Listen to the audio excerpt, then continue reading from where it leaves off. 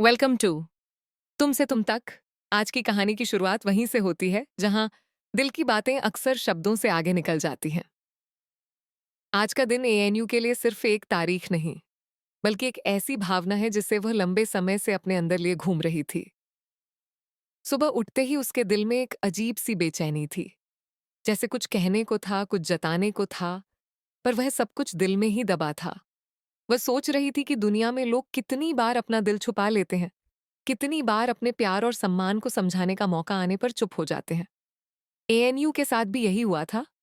उसने हमेशा गायत्री देवी में एक माँ का साया देखा था, एक ऐसा सहारा जो उसे उस समय मिला जब वह खुद को अकेला महसूस कर रही थी।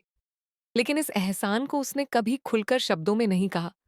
उसे लगता था कि उसके पास बोलने का हुनर नहीं, पर दिल की सच्चाई शायद आज उसके हाथों से होकर निकलने वाली थी।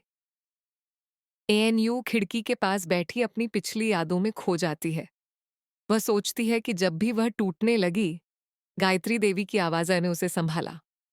जब भी वह थकी, उनका हाथ उसके कंधे पर था थी। संदेश्वर चाहिए। जब भी उसे लगा कि दुनिया उसकी बात नहीं समझती, तब गायत्री देवी ने बिना कुछ कहे उसे ऐसा अपनापन दिया जैसे वह उनकी ही बेटी हो।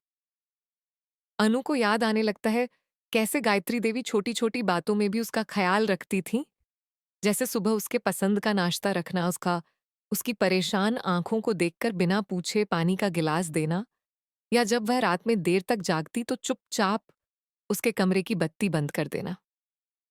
ये सब बातें छोटी थीं, लेकिन इन छोटे पलों ने एएनयू के दिल में एक बड़ा असर छोड़ा था। आज अचानक एएनयू को समझ आया कि शायद रिश्ते सिर्फ खून के नहीं होते, बल्कि उन भावनाओं के होते हैं जिन्हें लोग बिना किसी लालच के बांटते हैं। इसी सोच के साथ एएनयू के दिल में एक हल्की सी चमक आई। उसने सोचा कि आज उसे गायत्री देवी के लिए कुछ खास करना है। न कोई बड़ी चीज, न कोई महंगा सामान, बल्कि कुछ ऐसा जो उसकी भावनाओं को बिना कहे बोल दे। वह चाहती थी कि गायत्री देवी ये समझे कि जो अपनापन उन्होंने दिया वह सिर्फ उनके काम या उनकी आदत का हिस्सा नहीं था, बल्कि वह एएनयू के जीवन की सबसे कीमती चीजों में से एक है। एएनयू ने यह भी महसूस किया कि हम अक्सर अपने दिल की बातें कल पर टालते रहते हैं, पर शायद कल लौटकर कभी नहीं आता। इसीलिए आज का दिन उसके लिए बहुत अहम था।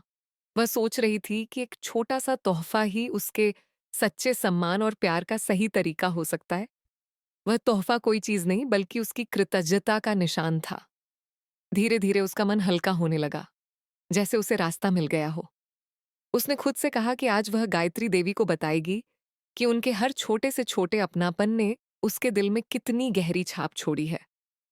एएनयू के मन में यह भाव अब साफ था कि यह दिन उनके रिश्ते में एक नई शुरुआत की तरह होगा। उसका दिल आखिरकार तैयार था कुछ ऐसा करने के लिए जो वह कई दिनों से महसूस तो कर रही थी, पर कभी कह नहीं पाई। सेक्शन का अंत इस सोच के साथ होता है कि आज एएनयू अपने दिल का एक टुकड़ा गायत्री देवी तक पहुंचाने वाली है। आज की कहानी का दूसरा हिस्सा वहीं से शुरू होता है जहां दिल अपने सच को छुपा नहीं पाता। सुबह की शांति अब थोड़ी थोड़ी बदल रही थी, और एएनयू के हाथों में एक हल्की सी बेचैनी थी, लेकिन अंदर एक अजीब सा साहस भी था। उसने अपना खास तोहफा तैयार किया था, कुछ ऐसा जिसमें उसके दिल की असल गर्मी थी, कुछ ऐसा जो उसने किसी दुकान से नहीं खरीदा बल्कि अपनी भावनाओं से बनाया था। वह चीज महंगी नहीं थी, पर उसकी कीमत किसी भी कीमती सामान से ज्यादा थी, क्योंकि वह सीधे उसके दिल से निकली थी।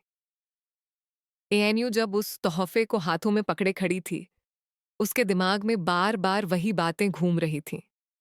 कितनी बार गायत्री देवी ने उसे संभाला, कितनी बार उसे बिना मांगे सहारा दिया, और कितनी बार अपने प्यार से उसकी तकलीफें कम की। वह सोच रही थी कि गायत्री देवी ने कभी बदले में कुछ नहीं मांगा। एएनयू जब टूटती थी, वे चुपचाप उसके साथ बैठती थीं। जब एएनयू गुस्से में होती, वे शांत होकर उसकी बातें सुनती थीं। जब एएनयू से कोई गलती हो जाती, वे डांटती नहीं थी, बल्कि उसे समझाती थीं कि हर गलती इंसान को कुछ सिखाती है। इन सब बातों ने एएनयू को यह सिखाया था कि माता-पिता सिर्फ जन्म देने वाले ही नहीं होते, बल्कि वे भी होते हैं जो आपकी आत्मा को सहारा देते हैं। आज जब एएनयू गायत्री देवी के सामने खड़ी हुई, उसके हाथ हल्के-हल्के कांप रहे थे। उसने बिना कुछ कहे तोहफा आगे बढ़ा दिया। वह बोलना चाहती थी, पर शब्द बाहर नहीं आए। कभी-कभी दिल की बातें बोलने के लिए आवाज की जरूरत नहीं होती, और आज भी कुछ ऐसा ही हुआ। गायत्री देवी ने उस तोहफे को देखा। पहले तो उनके चेहरे पर हैरानी आई, जैसे उन्हें उम्मीद नहीं थी कि एएनयू कभी ऐसा कुछ करेगी। फिर धीरे-धीरे उनके चेहरे पर एक नरम सी मुस्कान फैलने लगी। उनकी आंखों में वह चमक थी, जो तब आती है जब किसी को ये एहसास हो कि उसकी मेहनत और उसका प्यार किसी के दिल में सचमुच जगह बना चुका है। तोहफे को हाथ में पकड़े-पकड़े गायत्री देवी ने एक पल के लिए एएनयू को देखा। उस नज़र में शिकायत नहीं थी, न सवाल, सिर्फ अपनापन और एक गहरा सुकून था। जैसे उन्होंने बिना कुछ कहे कह दिया हो कि वे हमेशा एएनयू की बात समझती रहीं, चाहे वह बोले या ना बोले। एएनयू के दिल में इस पल एक अजीब सी राहत महसूस हुई। उसे लगा जैसे वह बोझ, जो वह इतने दिनों से अपने अंदर दबाए बैठी थी, आज उतर गया। उसकी आंखें हल्की होने लगीं, पर उसने उन्हें थाम लिया। वह रोना नहीं चाहती थी, पर उसके दिल में एक गर्माहट जरूर थी। गायत्री देवी ने उस तोहफे को अपने दिल के पास लगाया। उनकी इस छोटी सी हरकत ने एएनयू के मन में और भी गहरी छाप छोड़ दी। ये पल किसी बड़े शोर या बड़ी बात का नहीं था। ये पल उन छोटी-छोटी भावनाओं का था जो इंसान को इंसान से जोड़ती हैं। ये वही पल था जो बिना बोले रिश्तों को मजबूत कर देता है। कहानी का ये हिस्सा वहां खत्म होता है, जहां दोनों के बीच एक नया भरोसा पैदा होता है। एएनयू को महसूस होता है कि कभी-कभी जिंदगी में कुछ पल ऐसे होते हैं जो सब कुछ बदल देते हैं। आज वही पल था। गायत्री देवी की मुस्कान और एएनयू की राहत इस बात का सबूत थी कि दिल से निकली चीज दिल तक पहुंच ही जाती है। बस समय सही होना चाहिए।